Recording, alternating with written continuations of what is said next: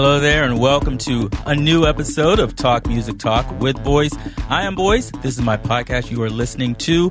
Talk Music Talk is a weekly music interview podcast where I have long-form conversations with people connected to music from different genres, different backgrounds, established and emerging singers, singer-songwriters, music therapists, music journalists, all genres. That's right. And on this new episode, I had the pleasure of speaking to Jessica Lynn, Brooklyn-born country singer and songwriter, multi-instrumentalist. She recently came to my attention with her new single and video, which is called Run To. And if you don't know me, you should know that I love a country ballad. As I mentioned, she is Brooklyn-born, got her love of country from her father, and not only country, but a mix of other styles, other genres. And in this conversation, we talk about those influences. We talk about why she loves country, how she realized her passion for music as a kid. We talk about how that passion has sustained her through the ups and the downs, how that passion was maintained even when she was attending college. Also, we talk about her staying true to herself. We talk about staying motivated. We talk about her connection to her fans, why she loves to tour, and how COVID-19 has affected her career so far. Plus, we talk about the making of Run To. And after the conversation, you will hear Run To, the new single. It is amazing right after we talk. So here it is, without further ado, my conversation with Jessica Lynn. Enjoy. So I saw, I forget what promotional stuff or interview that you had a 5-month tour planned this year. Is that correct? And then COVID-19 stepped in. Yeah, it was honestly devastating for me because I'm an independent artist. So, and extremely type A. So I like to do all my logistics. I do all my bookings and everything myself. And it took a year. We started planning that tour last May. Okay. So we started getting wind. We were supposed to leave May 27th for France to start the tour. And we started to get wind at about March from the UK people. I don't know. It's looking really not good here. I'm like, by June, everything's going to, May 27th is June. It's going to be fine. Don't worry. Because I wanted to say, I don't want to pull the plug until I have to pull the plug. Yeah, honestly, everybody's safety is number one priority. And if it's not safe to come, we're not going to come. But I don't want to pull it 2 months in advance, and then it might be okay. Mm-hmm. Yeah. So then it just obviously deteriorated more and more, and we're forced to cancel. So 3 full months in Europe, 11 different countries went out the window, which is very sad. Sorry to hear that. What is the logistics behind putting together a tour when you're an independent artist like that for that long? Well, everything. And it's taken me years I started touring in 2014. Mm-hmm. So it's been years of experience, and pretty much for me, if I walk you through my process, how it is we have our anchor dates, we call them, which is the big festival or the big paying thing, or, a few different ones of those. And then we connect the dots. Okay. So it's for example, my first tour, we had a big thing in New York, a big fest, and then a big fest in Colorado 6 days later. Go into Google Maps, do the shortest route between the two things, and all cities and venues of interest along the route. And then you book your hotels, and you have to do an itinerary, which is my least favorite part of doing any of this. The drive times, the time to be in the lobby, the time the bus is pulling away, sound check time, important contacts for every single day. Usually it's a 70 to 80 page document. Okay. So when all that work winds up being nothing, it's very disappointing to say the least. So at this point, I'm guessing you've got it down pretty well. What was it like before you had got it down? Oh my gosh. We have, especially in Europe, my first European tour, we had so many disasters because we just didn't know what we were doing. Yeah. And you're getting the real inside scoop. I've never told anybody this stuff before, actually.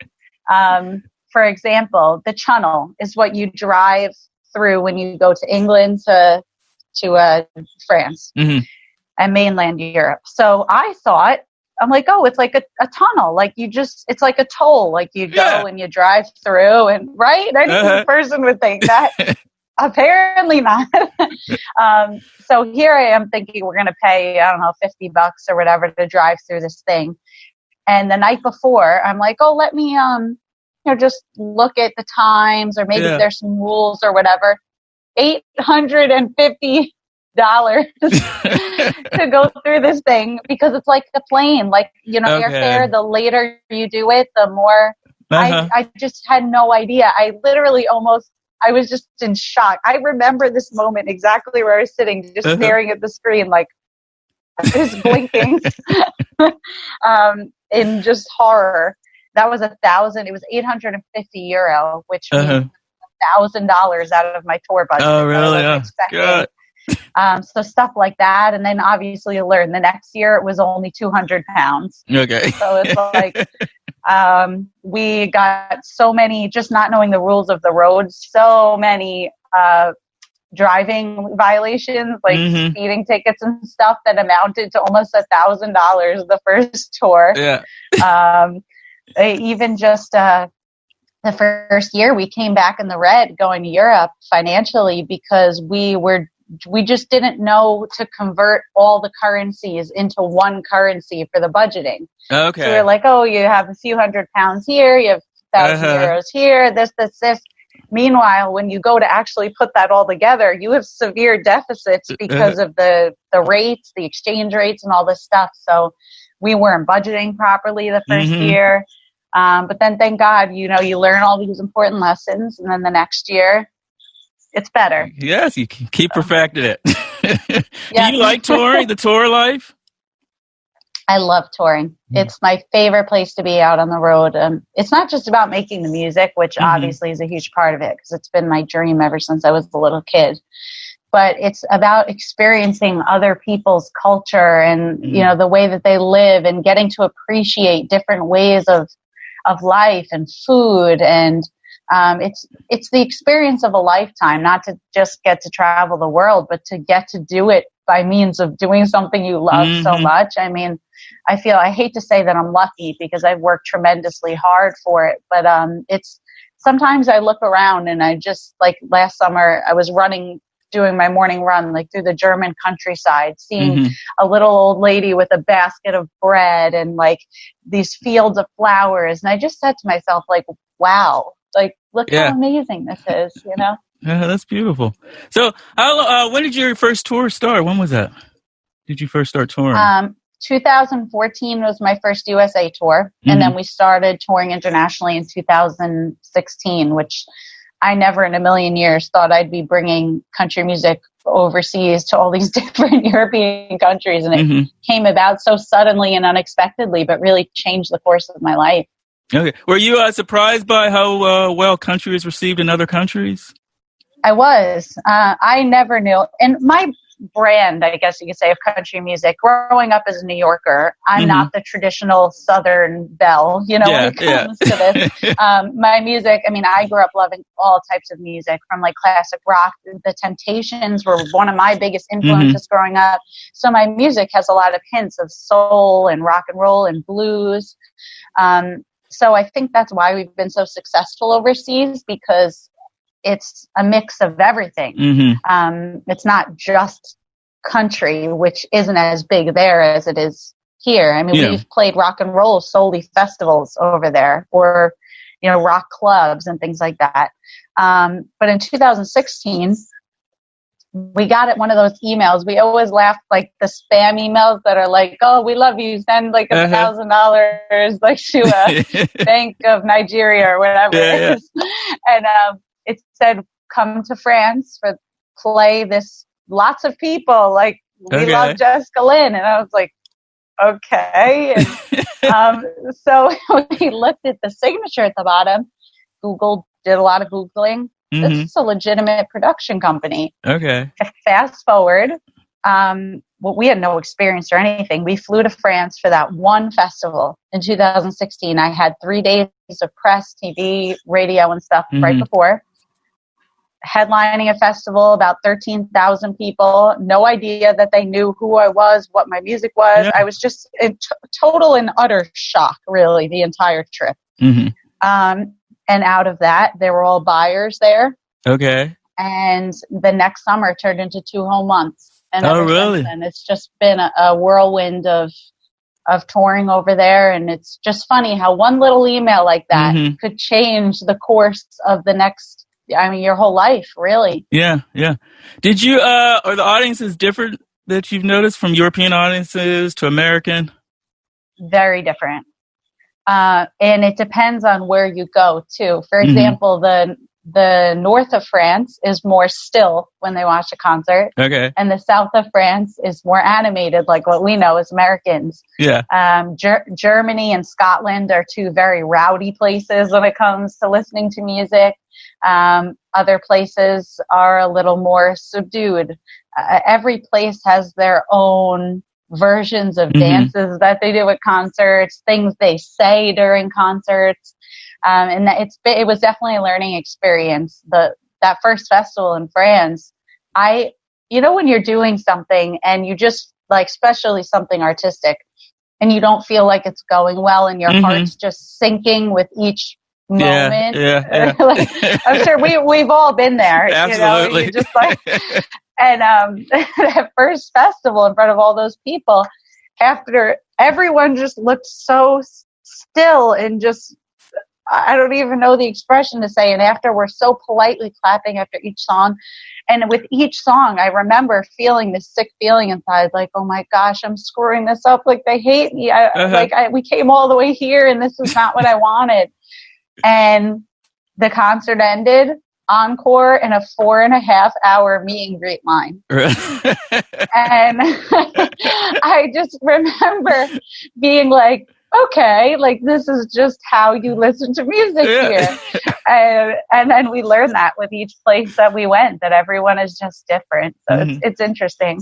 That's cool. Do you have to adjust how you perform for those type of audiences, or tweak your presence, stage presence and all that?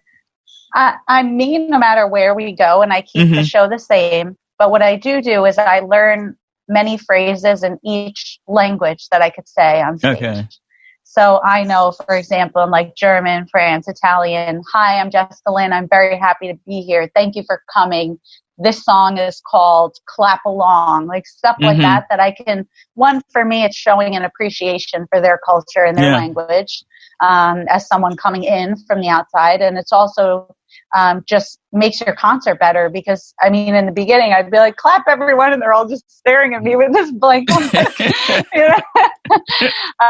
So I do that. And I mean, that's really it. I try to keep the show the same no matter where we are, because I feel like it's important as an artist to kind of always be you no matter where you're at. Yeah. So you said you liked all types of music. Why did you choose country as the one to sort of come forth in? I chose country because I grew up listening to country music because of my dad. My dad's a retired New York City street cop. He spent his whole career in Harlem. And for some reason, Brooklyn born and raised too, he always loved country music. Yeah. So I grew up with a lot of country music on in my house, as well as all those many other influences.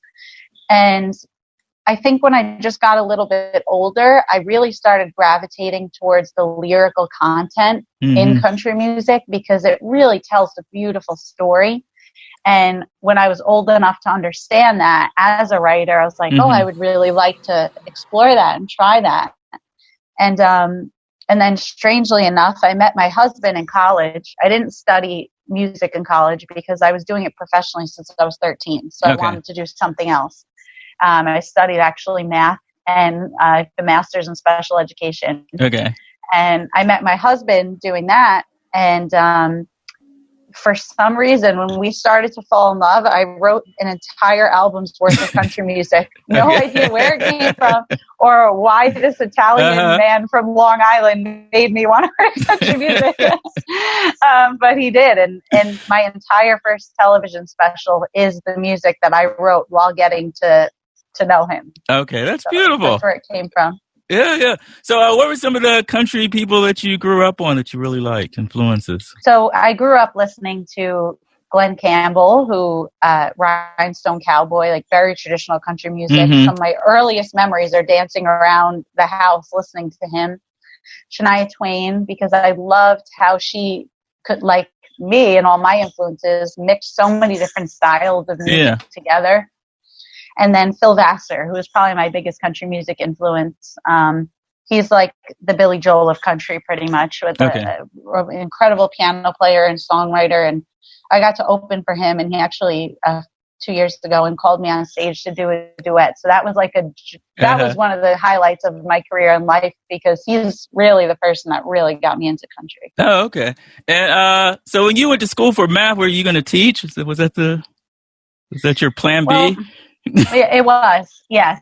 It was never this sounds silly because, you spend so much money and time on an education, but my plan was never to teach. Mm-hmm. I always really believed in myself and pursued my music career with an unmatched fire and passion since I was a really little kid. Yeah. I mean, even when I was 13, that first band, my parents were driving me to Manhattan a few nights a week to play in like all these New York City nightclubs, like the Bitter End, Crash Mansion.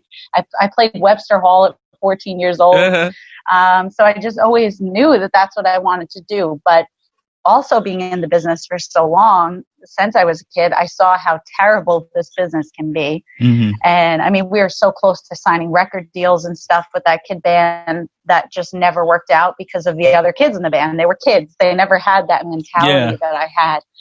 So I said, I should study something just in case, because the way this business is, I could be on top of the world. I could have a number one single and be totally bankrupt the next day. So I said, what's something that's like music to me that's not music? And for me, that was teaching, because you can make a difference and you're in front of an audience that you have to captivate. You have to get them interested in what you're saying. You can connect with people in a way that you really can't elsewhere. With the teaching, was it hard, challenging? Did you keep up with the music while you were teaching? Like, how'd you balance the two? I mean, not teaching, but studying at the same time? It was very, very difficult.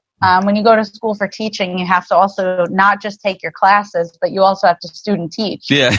So I was a full-time teacher for free, while also taking all my college classes, and then also filming my first television special and recording all my music and everything. So there were many nights that I was up at 4:30 in the morning to go to work at like 6. Mm-hmm. And then I would go to class from 2 to 7, and then I would go right to the studio after that until midnight, 1 o'clock in the morning, and then wake up and do it all over again.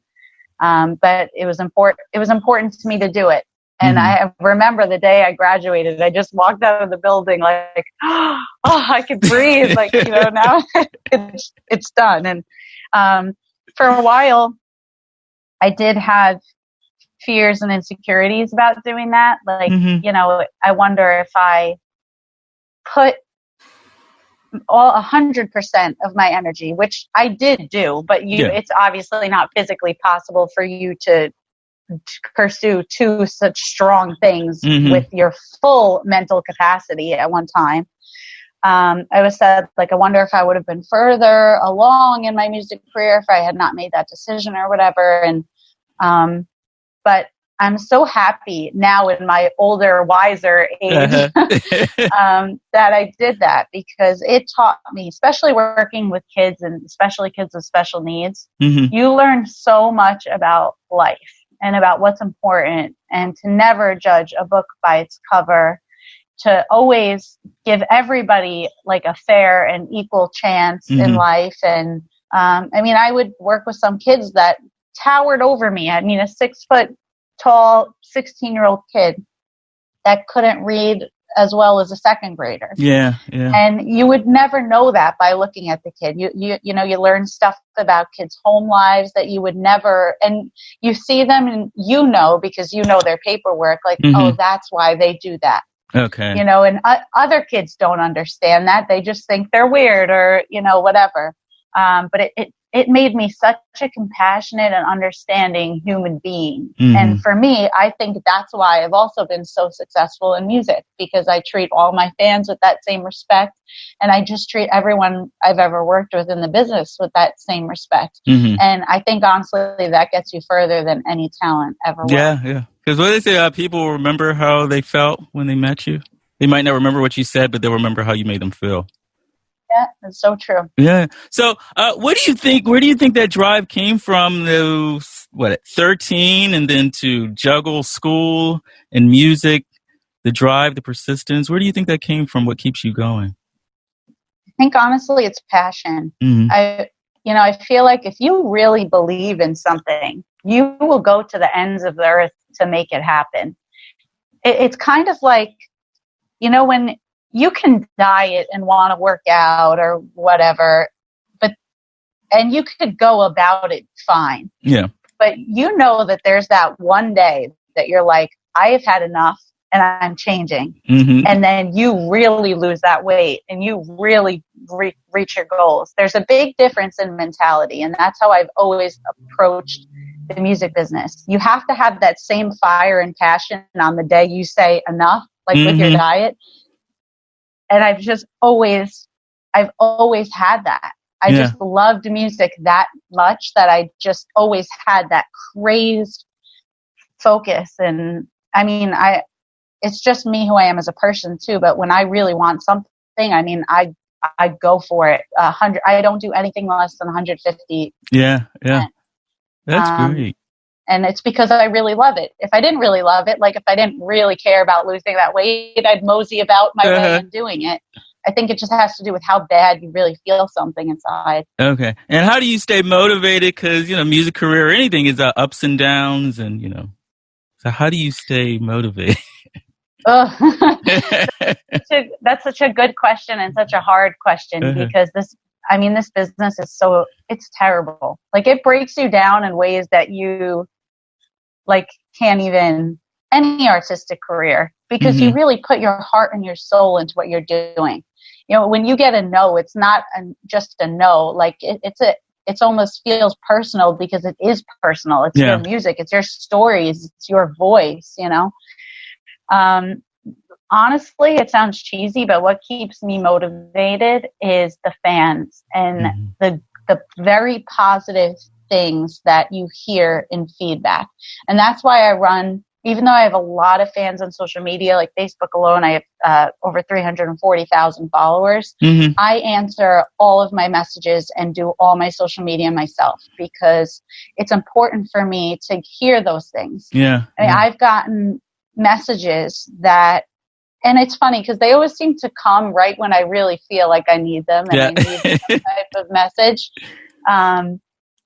Like I've gotten messages saying, for example, one of my favorite stories, and I don't tell it often because I always tear up when I tell it, but we were in Poland and we played a festival. And I went back to my hotel and it was a long day. Like our sound check kept getting pushed. We were exhausted. We came in super late the night before. We didn't sleep good because there was no air conditioning. It was like 5,000 degrees like in our room. I was a little cranky, like I was tired. And on days like that, you're like, oh God, like you kind of have that mentality. But what kept me going, for example, in that situation was I got a message from a man that said, I've been having like the worst 6 months of my life. I thought about taking my life several times and I did not want to live anymore until I saw your concert tonight. He said, the joy that you showed on stage singing showed me that I can be just as happy pursuing something in life, and you gave me the motivation to keep going. And like that, I mean, what more could you ever need to get up, brush the dirt off, and be like, all right, let's do this again tomorrow? Like, honestly, what more could you ask for? Something like that. Yeah. And that's what keeps me going. Like, if I ever have a day that I'm just like, I don't know, I'm so beat up, I don't know if I can go, I think about stuff like that. I feel like those people need me, Yeah. And the drive serves you well because it's like, okay, if you don't put it out there, you can't receive back what people are getting from your music. So that's wonderful. So true. Do you, when did you start like recorded work? Was that always like to be not just a live performer, but to also release your music, record it? Because you release a lot of singles too. Yes. And the reason we released a lot of singles up until recently, we're actually recording my first studio album right now during the quarantine. Okay. Because we had the time to do it. It was supposed to be just an EP. And then when my tour got canceled, we're like, you know what? We're going to do a silver lining in this, and we're going to make an album because we have the time. But the status of the business now, even for major artists, it's so hard to sell records. So especially as an independent, it's a lot easier to get your music heard when you just have one thing for people to digest. Rather than, because even now, I mean, you go on iTunes or whatever and you pick out the songs you want. It's like not very often that you buy a whole album anymore. But remind me of what your original question was. What was your decision to not just do live work, but also to record work? Okay. So it's kind of interesting too. That was like a side note about the singles, but, when I first wrote this album's worth of country stuff, I went to my dad. We're actually a family band. So my dad's my bass player, my mom's my background singer, and my husband is my lead guitarist. Okay. And my dad co-manages my career with me.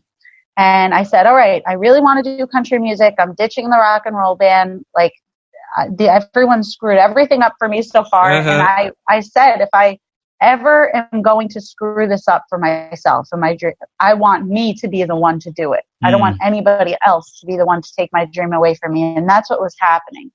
So I said, let's record an album. I wrote all the song. Let's do it.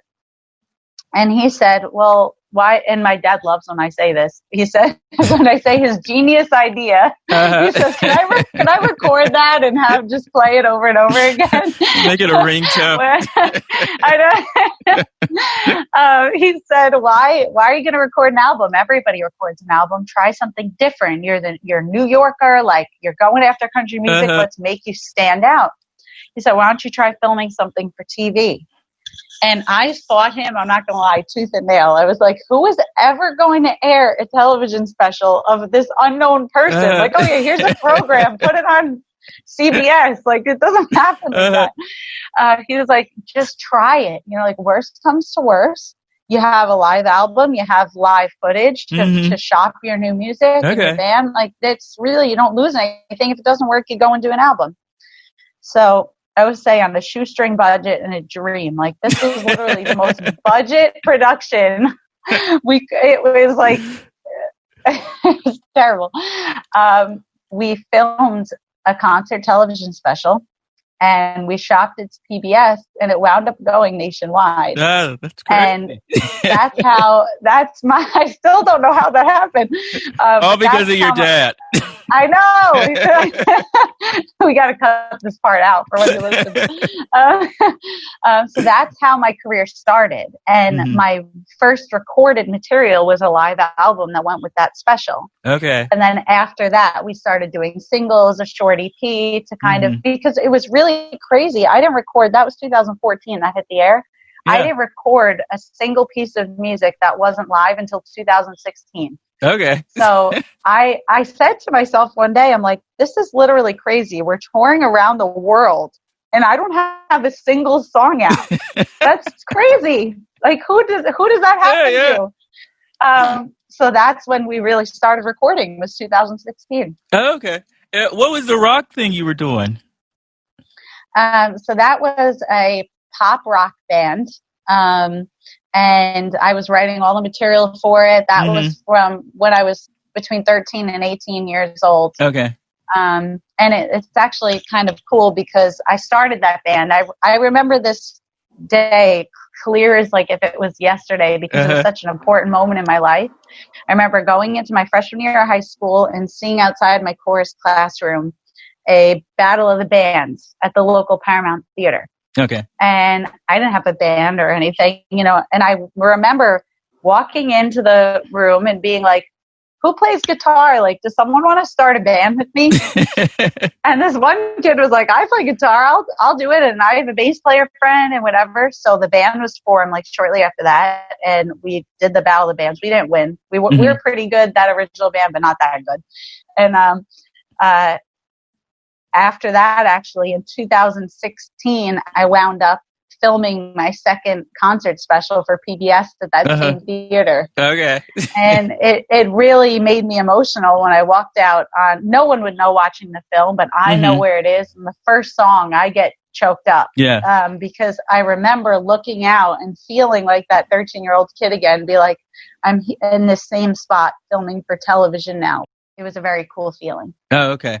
So, it's that drive that makes you walk into the room and say, hey, who plays guitar? Like, it's that drive that, gives you the courage to do that and to get you where you are.